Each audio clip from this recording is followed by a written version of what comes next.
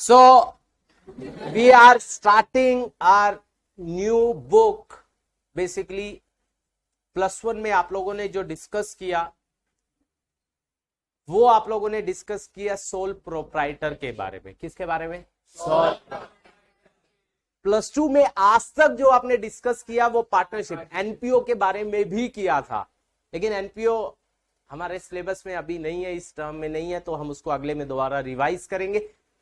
तो अभी जो अगर मैं बात करूं, आप लोगों ने अभी जो डिस्कस किया है वो किसके बारे में? आपने पार्टनरशिप के बारे में किया। और बेसिकली अगर देखा जाए जो पार्टनरशिप और सोल प्रोप्राइटरशिप दोनों के प्रोविजंस है वो ऑलमोस्ट सेम थे।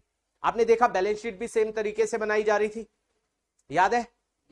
Trading and profit and loss भी सेम तरीके से बनाया जा रहा था। लेकिन अब जो आपके पास आ रहा है गाइस, वो आ रहा है कंपनी। तो मैं कंपनी को स्टार्ट कर रहा हूं, मुझे बुक की जरूरत नहीं है, मैं सीधा 7 चैप्टर पर नहीं जा रहा हूं, मैं कुछ बेसिक चल रहा हूं जो 7 चैप्टर के लिए बहुत मैंडेटरी है। क्योंकि आपने देखा होगा, आपने जब 7 चैप्टर किया तो उसमें स्टार्टिंग बैलेंस शीट से आई थी, बैलेंस शीट बनानी सिखाई गई थी, जो कि थोड़ा सा आप लोगों को कॉम्प्लिकेटेड भी लगा होगा। Calls in arrear, calls in advance, full री इशूड, ये सब बहुत दिखते हैं आप लोगों को। फॉर फीचर, री इशूड, ये कैसे प्लस हो रहा है, माइनस हो रहा है, कैसे दिखाएगा, बहुत सारी प्रॉब्लम्स आई होंगी। वो सब मैं आपको गारंटी करता हूं विद इन 2 और 3 डेज आपकी सारी क्लियर हो जाएंगी।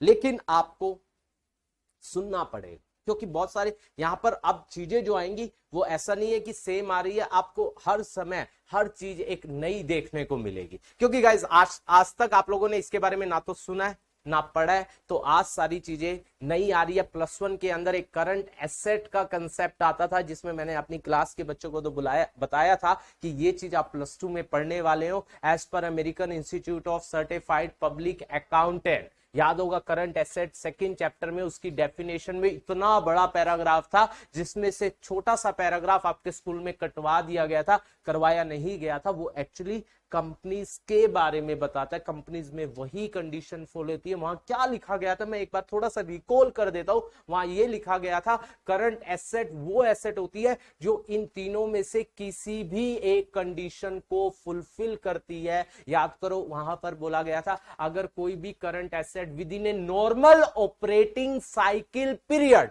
याद करो +1 में आपको ये मैंने बताया था, नॉर्मल ऑपरेटिंग साइकिल पीरियड में कैश में कन्वर्ट हो सके या उसको सेल कर सके या कंज्यूम कर सके, किसी भी एसेट को with in a normal operating cycle period consume कर सके, कैश में कन्वर्ट कर सके, सेल कर सके, उसे करंट एसेट बोला जाएगा। सेकंड कंडीशन कि अगर वो ट्रेड पर्पस के लिए है, किसके लिए है गाइस? ट्रेड पर। तीसरी कंडीशन जिसको हम विद इन 12 मंथ्स कैश में कन्वर्ट कर सके। अगर कोई भी एसेट इन तीनों में से एक भी कंडीशन को फुलफिल करती है तो वो क्या कहलाती है? करंट एसेट एज पर कंपनीज एक्ट 2013। बाकी सारी की सारी एसेट क्या कहलाती है? Non current asset. Non current asset. Guys ये अभी हम सारी चीजें पढ़ने वाले हैं, बहुत अच्छे से आपको करवाने वाला हूं। गाइस क्लियर है? अभी आज हम चल रहे हैं from the point of view of your 7 chapter issue of shares. Issue of shares को समझने से पहले आपको बैलेंस शीट समझनी पड़ेगी। क्या समझनी पड़ेगी? बैलेंस शीट को समझने से पहले आपको यह पता होना चाहिए बैलेंस शीट का फॉर्मेट कहां दिया गया है, बैलेंस शीट के बारे में फॉर्मेटिंग कहां बताई गई है। तो आपको क्लियर होना चाहिए। क्या कुछ बोला है? बोलो गाइस, बोला करो। अच्छा, कहां पर? नहीं, कोई सेक्शन में नहीं, शेड्यूल 3 के अंदर। किसके अंदर बताया गया है? शेड्यूल किसके अंदर? नहीं बोला, मेरे को समझ नहीं आ रहा है। किसके अंदर? यस, फॉर्मेटिंग जो बताई गई है statement of profit and loss के बारे में। किसके बारे में? पहले हम उसे trading and profit and loss account बोलते थे ना, बोलते थे। अब क्या बोलते हैं? Statement of profit and loss account नहीं आएगा, क्योंकि अब डेबिट और क्रेडिट यहां से हटा दिया गया है। अब डेबिट और क्रेडिट नहीं है। अगर आप trading and profit and loss, पहले याद होगा आप +1 में और +2 में किए, आप डेबिट और क्रेडिट करते थे या नहीं करते थे? नहीं मजा आ रहा है, करते थे या नहीं करते थे? हमने इवन याद हो डेप्रीशिएशन का 11th में चैप्टर पढ़ा था, 15 चैप्टर या 16 था, वहां पर भी कहीं जगह आपने by statement of profit and loss use किया है, जब लॉस होता था। किया है या नहीं किया? वह वो कब किया? जब वर्ड आता था लिमिटेड या प्राइवेट लिमिटेड, याद है ना? और लिमिटेड और प्राइवेट लिमिटेड किसके लिए यूज होता था? कंपनीज। तो इसका मतलब कंपनीज के लिए we use the word statement of rather than trading and profit and loss account. और बैलेंस शीट का नाम बैलेंस शीट ही है। गाइस क्लियर है? गाइस क्लियर है? तो इन दोनों की जो फॉर्मेटिंग बताई गई है वो शेड्यूल 3 में, किसमें गाइस? किसके अंदर? ऑफ द कंपनीज एक्ट 2013 में बताया गया है कि आपको बैलेंस शीट और statement of profit and loss की फॉर्मेटिंग कैसे करनी है। अब उसके अंदर क्या बताया गया गाइस, अब मैं स्टार्ट कर रहा हूं, मैं एक एक बात लिखता जाऊंगा और गाइस कोशिश करेंगे हम इसको एज इट इज लर्न करने की गाइस, क्योंकि इसको एज इट इज आपको लर्न करना पड़ेगा। यू कैन नॉट डिप्राइव कि मैं नहीं करूंगा भाई, वो नंबर नहीं देगा। गाइस क्लियर है? चलो गाइस स्टार्ट करते हैं। देखिए चलो गाइस, टाइम ओवर हो चुका है वैसे तो। हम कल we are going to start format of balance sheet. मैं अभी 1 मिनट है, 1 मिनट में मैं थोड़ा सा कॉल कर रहा हूं, एक आपके सामने रख रहा हूं कि बैलेंस शीट का फॉर्मेट क्या होगा।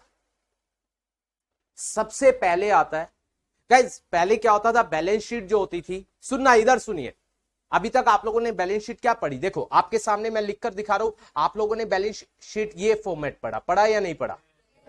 यहां पर आपने क्या लिखा? एसेट। यहां पर आपने क्या लिखा? अब ये फॉर्मेट नहीं है। There is no horizontal format, आपने पढ़ा भी होगा। There is only vertical format. अब जो बैलेंस शीट बनेगी केवल ऐसे बनेगी, बस आपको इस तरीके से लिखना है। ऊपर लाइबिलिटीज आएगा और नीचे क्या आएगा? एसेट। लाइबिलिटीज में सारी लाइबिलिटीज लिखेंगे, उसका टोटल होगा, फिर सारी की सारी क्या आएंगी? एसेट, उसका टोटल होगा। और लाइबिलिटीज के हेड को बोला गया इक्विटी एंड लाइबिलिटीज। क्या बोला गया?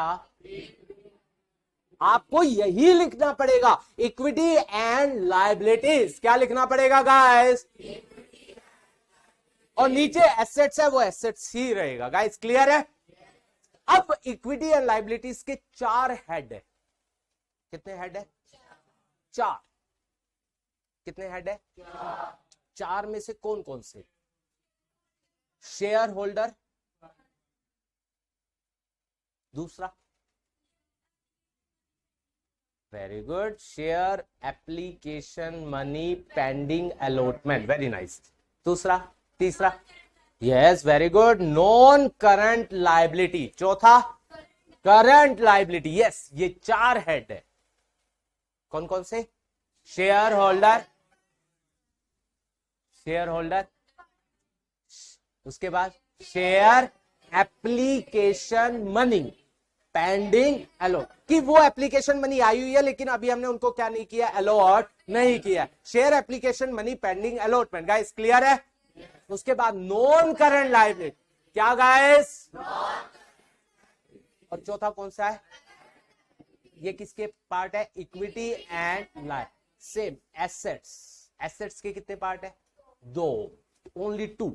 One is non current asset, one is current asset. One is non current asset, one is.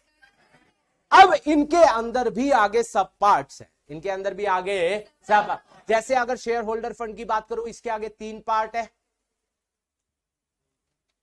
ये अकेला ही पार्ट है।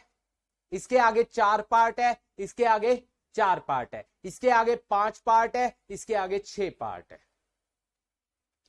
अब उससे भी आगे चले, इनके अंदर भी आगे उनके सब पार्ट्स है। तो गाइस वो सब चीजें अब कल हम डिस्कस करने वाले हैं कि किस तरीके से इसकी फॉर्मेटिंग बनाई गई है। गाइस क्लियर है?